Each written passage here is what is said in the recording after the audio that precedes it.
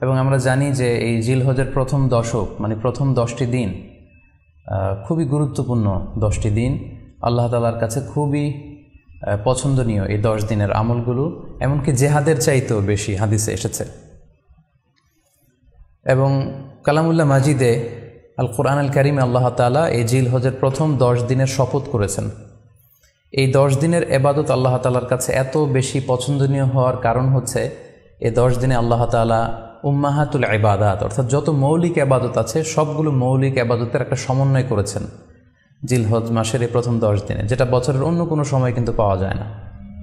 কারণ এই 10 দিনের ভেতরে সালাত আছে, নফল সিয়াম আছে, সাদাকা আছে, কুরবানি আছে, হজের প্রসঙ্গটা আছে, যেটা বছরের অন্য কখনো এরকম উম্মাহাতুল ইবাদাত অর্থাৎ যত মৌলিক আবাদত আছে সব মৌলিক আবাদতের কম্বিনেশন সমন্বয় বছরের কোনো সময় কিন্তু আসলে হয় না, যেটা হয়ে থাকে জিলহজ মাসের প্রথম এই 10 দিনের ভেতর। এজন্য এই 10 দিনের ইবাদত আল্লাহ তাআলার কাছে অত্যন্ত বেশি প্রিয়। এজন্য আল্লাহ রাসূল সাল্লাল্লাহু আলাইহি ওয়াসাল্লাম এই 10 দিনে যাতে আমরা বেশি বেশি নফল ইবাদত করি আমাদেরকে উৎসাহিত করেছেন।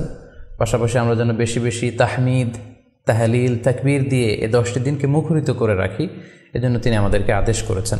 এজন্য এই 10টি দিনে আমরা যেন বেশি বেশি সুবহানাল্লাহ ওয়ালহামদুলিল্লাহ লা ইলাহা ইল্লাল্লাহু আল্লাহু আকবার এই আজকারগুলো যেন আমরা বেশি বেশি পড়ি।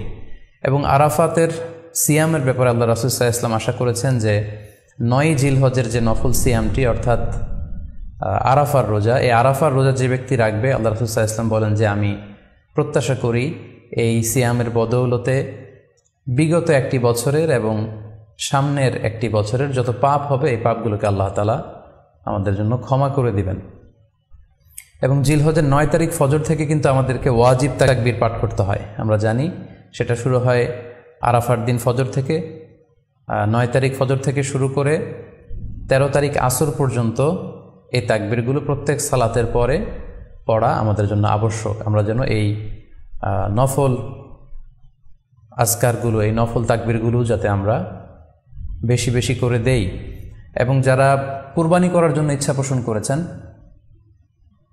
তারা যেন এই 10 দিনের আগেই তাদের মাথার চুল এবং নখ কেটে পরিচ্ছন্ন হয়ে যান, এবং জিলহজের এই 10 দিনে তারা যাতে মাথার চুল না কাটে এবং হাতের নখ না কাটে, এই মর্মে আল্লাহ রাসূল সাল্লাল্লাহু আলাইহি ওয়াসাল্লাম আমাদেরকে গাইডলাইন দিয়েছেন।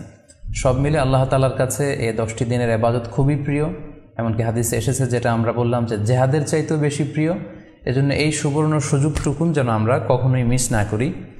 তাই আমাদের সাধ্যমতো আমরা যেন বেশি বেশি নফল ইবাদত করি। আমরা যেন সুযোগ হলে পুরো 10 দিন ব্যাপী আমরা চাইলে নফল সিয়াম রাখতে পারি, আমরা বেশি বেশি কোরআন তেলাওয়াত করতে পারি, বিশেষ করে তাহমিদ, তাহলিল এবং তাকবীর, আলহামদুলিল্লাহ লা ইলাহা ইল্লাল্লাহ আল্লাহু আকবার, এই জিকিরগুলো, এই আজকারগুলো পড়ে পড়ে যেন আমরা এই 10টি দিনকে মুখরিত রাখি।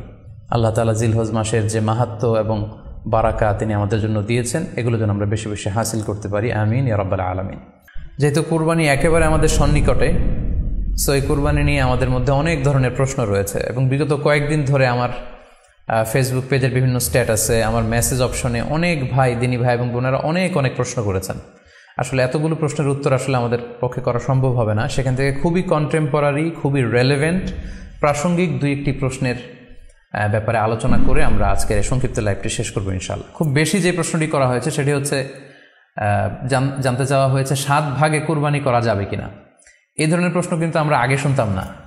রিসেন্টলি কিছু কিছু স্কলারদের আলোচনা বা এতে করে লোকজন হয়তো বিভ্রান্তিতে ভোগেন কিংবা একটা ধোঁয়াশা তৈরি হয়, ফলে এই প্রশ্নটি করা হচ্ছে। আমরা আবহমান কাল থেকে আমাদের প্রিয় মাতৃভূমি বাংলাদেশে হয়তো ছাগল কুরবানি দিয়েছি,